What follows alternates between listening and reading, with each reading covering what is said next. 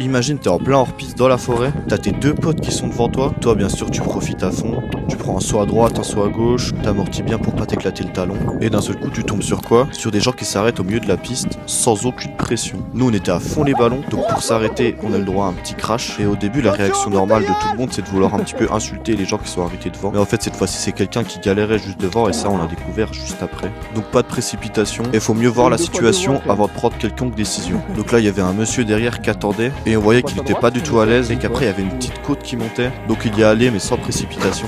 Et moi, bien sûr, comme un con, je l'ai suivi, j'avais pas vu que c'était arrêté en plein milieu de la petite montée. Il a un petit peu galéré, et là, je vous mets un petit peu en accéléré, et il a fini par réussir à monter. Donc après, j'ai repris avec une petite accélération, sauf que j'ai repéré que sur la droite, il y avait potentiellement un chemin. Je me suis dit que ça serait con de finir au fond du ruisseau, donc j'ai continué sur la voie classique. Et finalement, je suis atterri sur les pistes. La prochaine fois, on fera moins les pitres, et on ira un petit peu plus doucement hors piste. Mais bon, là, une fois la piste retrouvée, c'est le moment de profiter et d'accélérer. Et dis-moi en commentaire si maintenant tu reconnais la station. Dans la forêt, ça aurait été compliqué, mais je suis sûr qu'ici, vous pouvez réussir à trouver. Et dites-moi, c'est quoi votre pire mésaventure hors piste? Genre le moment que vous avez failli regretter.